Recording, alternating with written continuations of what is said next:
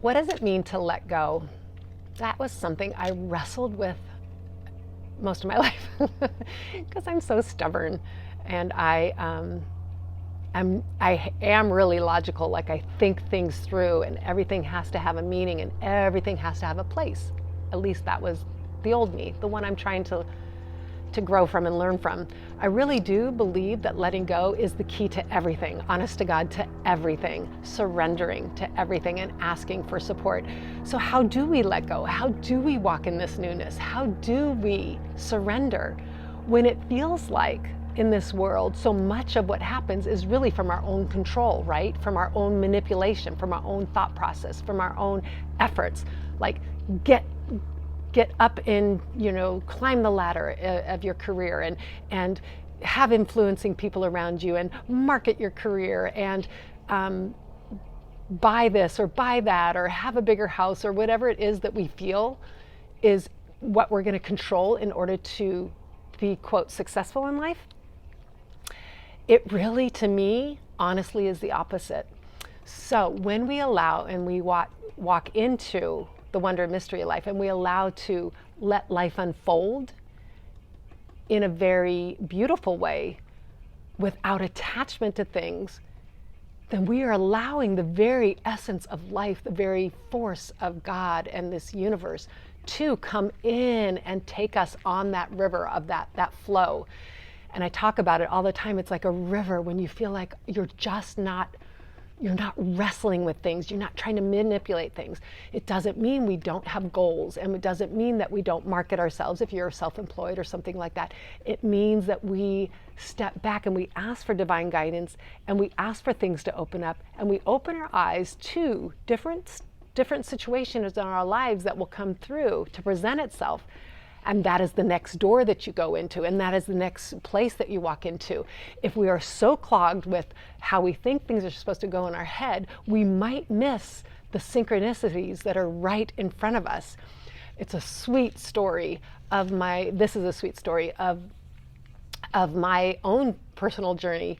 So I was fired from a job 5 years ago now, and it was traumatic, and I have done a video on that. And for me, it was the beginning of this transformation of me leaving the old and coming into the new. And so in my head, I was like, I am never going to be a boss again, because I was a boss of this place that I got fired from. I remember telling my husband, never, never, never, never, ever want to be a boss again. I don't want to tell anyone what to do. It's too hard for me, blah, blah, blah. It's just too much of wrestling who I felt like as in my soul, I'm more gentle and more loving. And being a boss was always felt like it was this very difficult thing for me to do. So when I got fired, I remember that was my one stipulation. No, I'm not going to be a boss. And it was kind of funny because I was hell-bent on starting my own sign business, and that was like great. And it took off a little bit, but it was just so exhausting. I couldn't make enough signs to really make an income. I tried my own personal training business, got a few clients. I mean, I was just wrestling with what the universe probably wanted me to do, was go back to be a boss for a while. And it was really interesting because as I'm wrestling and just resisting the thing that I knew God was calling me to do, it was comical. So a friend that I hadn't heard from for 3 years, like literally hadn't heard from, called me out of the blue and said, "Hey, Kristen, the sanctuary is hiring for a fitness director. I thought of you. You would be perfect." And I was like, "Oh, thank you so much." Her name's Joni. "Thanks, Joni, but no, thank you so much. I will never be a boss again, but thanks for thinking of me." She's like, "Oh, okay, I was thinking of you because you'd be perfect." I said, "No." Hang up the phone. Another random call, probably like a few days later, from one of our good friends, David. "Hey, Kristen." I go, "Yeah?" So the sanctuary is hiring for a fitness director, and my friend Scott, he like runs the place, and they manage it. Their company manages the resort, and I thought of you because he was telling me that they're hiring and you would be perfect. I said, "Oh yeah, that's funny because Joni just told me too, but no thank you. I don't want that, but thank you for thinking of me." And he's like, "Oh, okay." Hang up the phone. About a week later, another friend was talking and said, "Hey, Kristen, I heard David said that the sanctuary is hiring for a fitness director. You would be perfect for that. I said, no, yeah.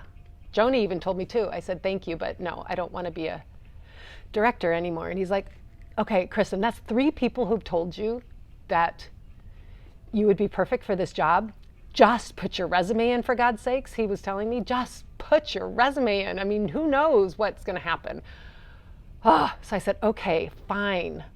And so I threw my resume. It wasn't even ready. Like, it wasn't even, this is a very high-end place.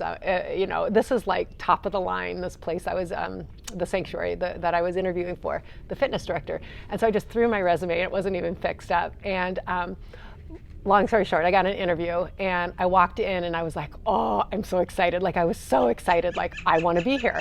And all my passion came out in the interview. And I was just like, I just rested into and I let go of, I kind of forgot I never wanted to be a director again. Whoops, there goes my dog. And so I finished that interview and I was like, yes, this is where I want to be. Oh my gosh, this is amazing. And so got the job, and my boss at the time, the spa director, she came to me and she goes, Kristen, I remember the day your resume came over the internet. And I said, yeah? She goes, I was fixing spaghetti for my son and I saw your resume came in and I knew intuitively, she said, this is my new director. And I said, that is amazing, because I didn't want to work here.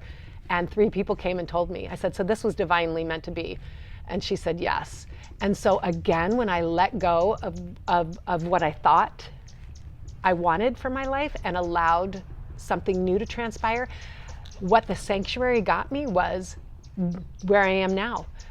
I ended up getting fascial stretch trained at the sanctuary in order to bring something new to the facility, in order for the clients to have something amazing, to have some sort of healing capacity to have at the sanctuary.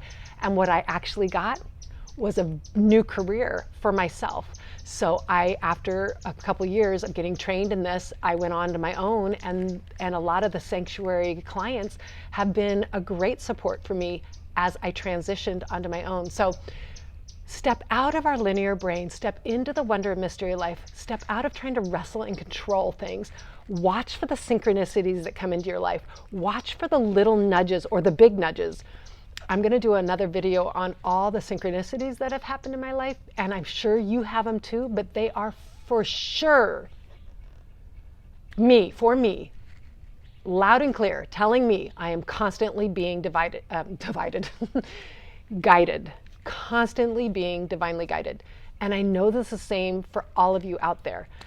If we step back and we look at the signs that are going on around us and we let go and surrender to something bigger is coming around the corner. Thank you and have a great day.